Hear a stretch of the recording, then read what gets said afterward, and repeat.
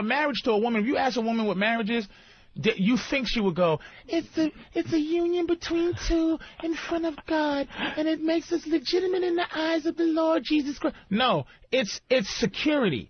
The bitch just wants to be able, in case you die, to continue to live and get money. Right. It's something. It's investment, and it's like, you know what? You'll get that when you fucking deserve it. And if you ask a lot of guys, man, their wife don't deserve. It's just they pussy motherfuckers get pushed up in a corner to that whole shit or get off the pot thing. Yep. But you're taking away my good years.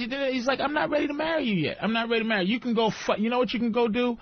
Find another husband. And that's very hard to do because a man is a lottery ticket. You know what I mean? It really is. That's why women are in a rush, because they're like, look, lottery ticket, if you ain't a winner, I need to scratch you, see if the shit is bullshit, right? And then go try to find another lottery ticket.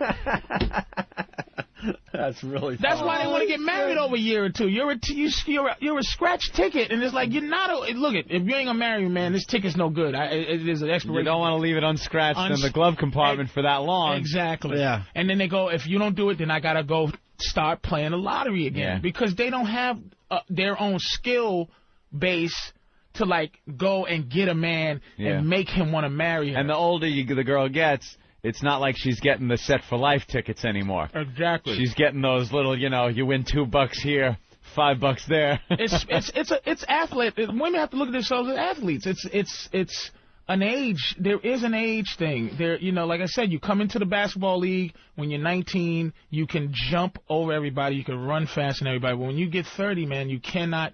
The games you play, you have to learn different skills. You have to learn a little stutter step. You have to learn how to cheat. You have to learn how to outdo. But if you trying to be 35-year-old woman and you try to run with LeBron James and you try to run with Kobe Bryant, you're going to lose and your age is going to show. So you have to learn skill levels over the years, and they never do. Your wife, you're doing better. You learn. You got a happier situation. You are happy despite paying her, and she's miserable because she doesn't have the skills to get another guy. She's not going to find another guy. Find another guy that's going to put up with her is the lottery. How many people will hit the lottery fucking twice in their life? You understand? Just none. So you was it.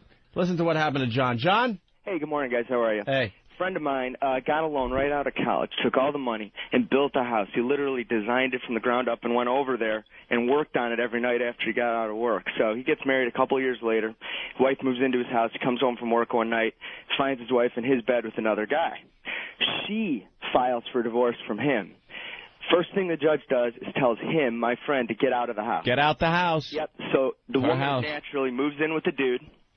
And by the way, my friend has to pay all the bills the whole time. He's got to pay the mortgage. He's got to pay all the utilities. So this bastard can live in his house that he built with his still current wife at that point. Divorce gets settled. Naturally, the woman gets the house, moves in with the guy, of course, and they got busted out. They couldn't pay the mortgage, couldn't pay anything. They moved back in with this dude's mom. And so the ex-wife and the guy are living with the mom.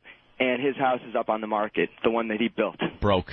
Yep, totally. Great. Everybody's broke, right? My friend, he didn't even want it anymore during the divorce because he couldn't even afford to pay the bills anymore. Go from starting out, young guy, trying to be successful, to being broke. I was renting a house in Huntington. Thank God I didn't own a house, and thank God we didn't have kids. That's the two things that are like, thank you, God. Or there would be a connection forever. Yeah, forever. So we had a house out in Huntington, Long Island.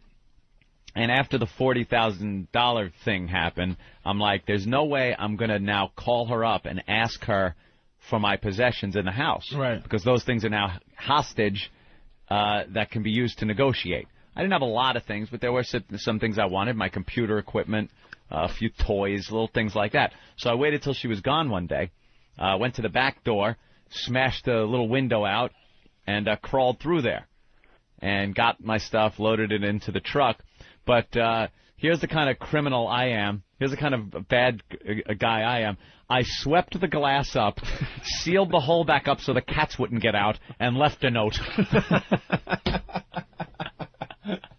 And she was pretty much raping him at the time. I should have left the cats hanging on the shower curtain rod. You did the right thing. You did the right. The one weapon against women that men don't have to understand, the one secret weapon is not to care. Even if you do, you pretend like the guy who finds his wife fucking in the bed. You go, whew, thank God you did this. Now I can get out of this whole situation. Oh, the not care. It may backfire from time to time, but hey, you're fucking another guy. Oh my God, thank God I was waiting for you to get some more dick so I can leave you. It's just they can't function when you don't have a drop of feeling about them. When you don't have if you had gone, oh, thanks, sweetie. You know what? I should have did this before. You deserve more. I'm just gonna give you what the courts give you, but it's costing me less in my soul than it is paying you. So it's like, freeze my soul. You can have the money, enjoy your life, and I could just get me another woman that I'm happy with. Woo! Thank you, Pumpkin, for being a cunt. Let's go to Dugout Doug. Doug! What's going on? Hey, Patrice, yeah, I kind of did something like that. I didn't involve the court or anything. When my ex-wife confronted me with the pictures of me leaving the hotel room with my current girlfriend, wow, she just looked at me in the eyes and said, we can work things out, baby, if you just sign these papers. As I signed the papers, she never, ever went to a single counseling session with me. She took me for everything, and I was a crushed, broken man. Jesus. And you then I gave the excuse. It was great. I gave the excuse when she asked me just what I was doing in the hotel room, because she had a private eye follow me. I told her that we were both tired during work, so we went and laid down at a hotel room during a lunch break. I laid in her pussy. And I fully expected her to believe I had to rest it somewhere. As well. Why's your face smell like a vagina? Place. Oh, I just fell asleep right on my face, right on her pussy. I needed a warm, safe place for my dick. Let's go to Megan in Boston. Megan! Hey, how are you? All right. I need to know how Anthony met this little charming douchebag. Wow, jeez. A little harsh. The ex-wife? Let's see. Let's say, oh, God, it was through my brother. Yeah. That's who you have to blame for that? Yeah, she was like banging my brother or something. This was your brother's fucking my brother's throwaway. Your brother's second? You envious motherfucker. You was covered in, though, while he was fucking her, though, right? She was looking real hot. No. Even her drunkenness was hot when your brother was fucking her. Where do you know? No. It just wasn't like that. You got to know not to marry a chick that would do that, dude. Somehow, I didn't know shit back then. I was stupid. How old was you back then? Physically or mentally? I was about, just entering my 30s, I guess. I was still late 20s. Yeah. But, I was still, with me, my brother, and our band thinking, we were going to be the next rock stars and just working just enough to make enough money to have it crumpled up in my pocket for the bar. And, so I wasn't Mr. Responsibility. I thought being married.